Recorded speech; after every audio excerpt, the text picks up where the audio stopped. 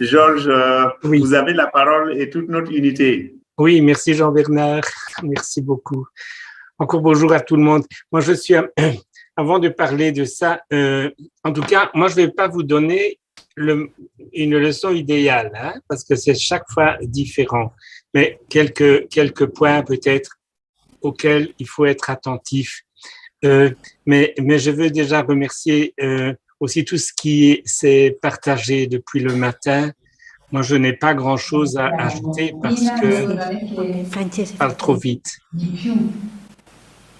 Je parle moins vite alors. Euh, je veux pas. J'ai pas grand-chose à ajouter parce que les différents intervenants et les échanges ont déjà mis énormément de choses en évidence. Et oui, dans tout ce que j'ai entendu, vraiment, il y avait presque. Je n'ai pas grand-chose à ajouter. Une chose qui m'est venue avant de vous parler de ça, c'est, et je crois qu'on l'a compris, c'est Up to Me, c'est un trésor. Un trésor pour les enfants, pour les jeunes. C'est difficile de trouver quelque chose qui a cette qualité ailleurs. C'est pas pour montrer qu'on a je ne fais pas du marketing, mais c'est difficile de trouver quelque chose qui a cette qualité. Et comme c'est un trésor, ça demande beaucoup d'investissement. On a vu que ça prend beaucoup de temps parce que vous demandez comment se passe une séance, mais avant la séance et après la séance, ça demande quand même une préparation et on l'a déjà un peu expliqué. C'est une préparation très méticuleuse avec pour que ce soit vraiment un moment de qualité. Quelqu'un a parlé de qualité. Et donc, c'est très exigeant. Et si vous avez beaucoup d'engagement dans le mouvement ou à côté du mouvement, vous devez demander qu'on vous donne de l'espace pour trouver le moment de donner cette qualité à ce beau projet, à ce beau trésor. Parce que les jeunes, quand ils sont dans ces situations un peu uniques de Up to Me, après, ils en sont très reconnaissants. C'est quelque chose, quelqu'un a dit tout à l'heure, c'est quelque chose qui peut changer toute la vie. Et c'est vrai, c'est quelque chose qui va leur donner, peut-être quel que soit leur chemin, mais qui va leur donner des balises ou des repères dont ils auront besoin tout de suite, après, même après dans le couple ou dans leur éducation de leurs propres enfants. Voilà, ça c'est une chose qui me vient comme ça en ayant écouté les interventions depuis le matin. Maintenant, comment est-ce que ça se passe une session Up to Me? Ben, je vais dire la session, mais après, je dirai aussi ce qu'il faut faire avant. Enfin, il me semble que c'est important de penser à comment préparer. Mais c'est des choses que vous avez déjà entendues, donc c'est facile. La chose la plus importante, c'est de créer un climat. Un climat entre les animateurs, entre les tuteurs et les jeunes. Il faut et ce climat, ça vient tout doucement, mais c'est un climat qui est surtout un climat de confiance, que de liberté, c'est tout mot que vous avez déjà utilisé, et qui permet à ce moment-là de trouver des choses qui sont en nous et de découvrir les richesses qui sont dans les autres. Et ça, c'est une expérience très, très enthousiasmante pour les jeunes. Parce que quand il y a la confiance, il y a les barrières qui tombent et ils sont très attentifs à ce que les autres vivent. Et c'est un don, une réciprocité incroyable. Et à ce moment-là, il y a vraiment un lien. On ne parle pas beaucoup du mouvement, de la spiritualité, mais il y a réellement un lien d'unité qui se construit entre tous. À la fin du parcours, ils ont un peu de nostalgie parce que ça s'arrête. Mais ils ont une nostalgie. Peut-être ils gardaient des contacts les uns avec les autres, mais parce que ce sont des moments très, très forts si on est attentif à la qualité de ce qui se passe. Alors, nous, en tout cas, au début, on insistait surtout sur quelques règles. les règles, c'est qu'on s'écoute. Quand quelqu'un parle, on l'écoute, mais on l'écoute à fond. On ne coupe pas, on ne rit pas, on l'écoute. On ne juge pas.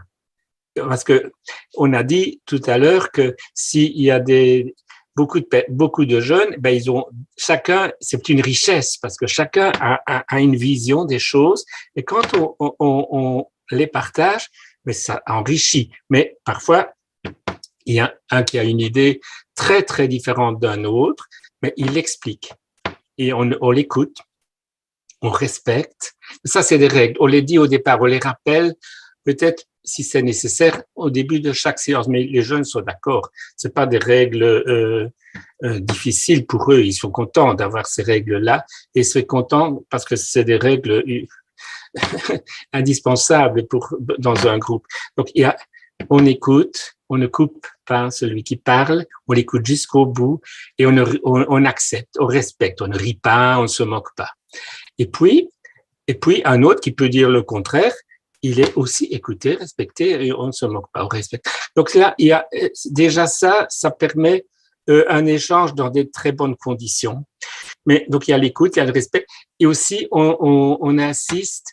Ce qui se dit ici, c'est pour nous, parce que quand il y a la confiance, il y a des choses qui s'expriment, qui sont très sensibles, très intimes parfois. Et il y a des choses que les jeunes, parfois, n'ont jamais dites. On a eu l'expérience de quelqu'un qui a confié des choses très personnelles et les autres ont été très accueillants. Mais nous, on ne savait pas qu'il allait dire ça, mais le climat permettait qu'un jeune, un jour, a raconté des choses très intimes de sa vie. Mais alors, on dit avant et après, ça, c'est nous, c'est dans notre groupe. On ne parle pas de ça ailleurs. C'est notre secret collectif. Mais ça, c'est très, très important. Parce que si quelqu'un, à un moment, sait qu'un autre a été dire ce qu'il a dit, la confiance, elle est brisée. Et là, c'est très précieux que la confiance soit respectée. Tout à l'heure, il y avait une petite réflexion à propos des experts qu'on invite.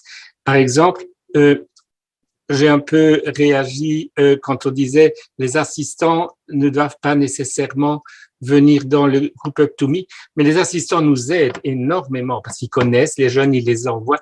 Mais quand ils viennent, les jeunes se disent mais ils viennent pour faire quoi? Et nous, on disait mais c'est bien. Vous êtes assistant, mais vous occupez plutôt de la vie des Gen 3, des actions que vous faites ensemble et collectivement avec le monde entier. Mais là, quand ils nous ont confié les jeunes, plutôt, ils ne s'en occupent pas. Et parfois, comme tuteur, on peut leur dire après, oui, on a beaucoup parlé des réseaux sociaux, on a parlé de la pornographie, on a parlé de certaines choses, mais ils ne peuvent pas voir ce que tel Gen 3 ou tel jeune a pu exprimer parce que ça, c'est notre secret. Ça, c'est important. Et les experts qu'on invite sont très discrets aussi par rapport à ça. Si on n'a pas la confidentialité et le respect, ça marche pas bien. Donc ça, c'est le climat. Alors tout à l'heure, on a parlé de l'endroit. Oui, l'endroit doit être agréable. Il y en a qui mettent des coussins, il y en a qui mettent, je sais pas, même, en tout cas, ou des fauteuils. Mais là, parfois, on n'a pas toutes les possibilités. Mais avec les moyens qu'on a, surtout que l'endroit soit agréable, soit accueillant. Une autre chose aussi dont on a aussi parlé, c'est que c'est pas un détail, mais ils aiment bien quand on fait 2 heures, 2 heures et demie, 3 heures. À un moment, on fait une pause. Alors là, on a une boisson, de l'eau, un jus de fruits. Parfois, il y a une maman qui a fait un gâteau et on a des biscuits. Et ça, ils aiment beaucoup. Ils aiment vraiment beaucoup. Ils se réjouissent parce qu'à ce moment-là, on ne parle de rien, mais ils se retrouvent entre eux. Ça dure 10 minutes. Et ça contribue aussi à la convivialité entre tous.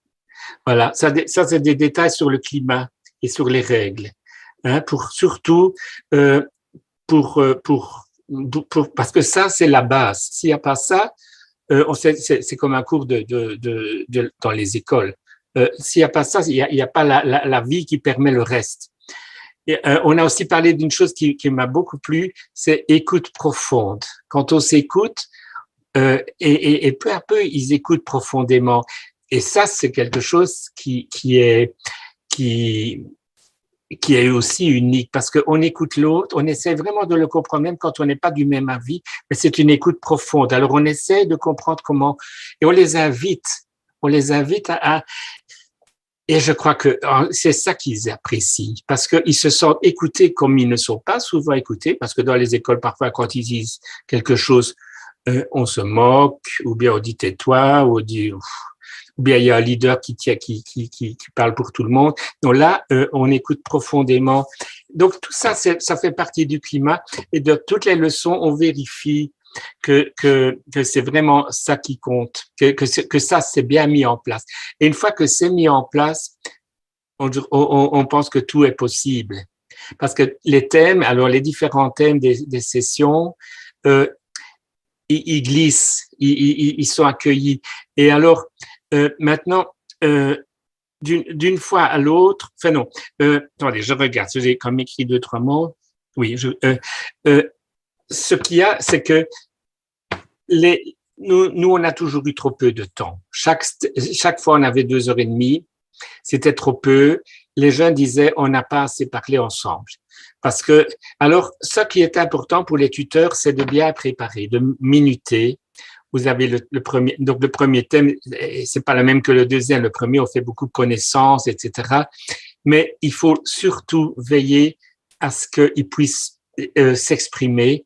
Et là, si on fait tout, on n'a pas toujours le temps.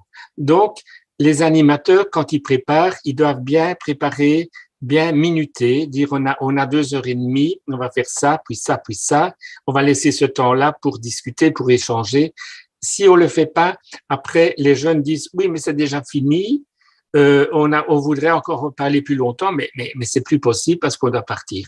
Donc là, c'est bien de laisser beaucoup de temps pour échanger, et c'est ce qu'ils préfèrent. Évidemment, on donne la matière, on offre la matière pour échanger. Et le programme est bien fait, mais si on veut faire tout, parfois on n'a plus la place, plus le temps pour échanger. Alors, il faut voir un peu comment le groupe fonctionne. Il y a des groupes qui aiment bien voir des choses. Si on a une télévision ou une vidéo, ou un ordinateur qui permet de voir un document, certains ils aiment bien, et puis après ils échangent. Il y a d'autres groupes où ils aiment bien de faire de faire du théâtre. Hein, vous avez vu dans le programme, il y a des possibilités, par exemple, de mimer des situations, par exemple, on raconte une histoire, qu'est-ce qui va se passer après, et alors les jeunes jouent. Alors on les met en groupe et ils font des petites scénettes. Mais ça marche pas toujours, mais ça, il faut déjà un bon groupe, hein, d'au moins 12 personnes. Alors ils font des mises en scène. Avec des groupes, certains groupes, ça va mieux. Donc, comme tuteur, on doit bien sentir qu'est-ce que le groupe préfère comme style. Hein? Mais on leur donne beaucoup de possibilités, surtout où d'autres adorent bricoler, ou d'autres adorent faire un dessin. Hein? Il y a...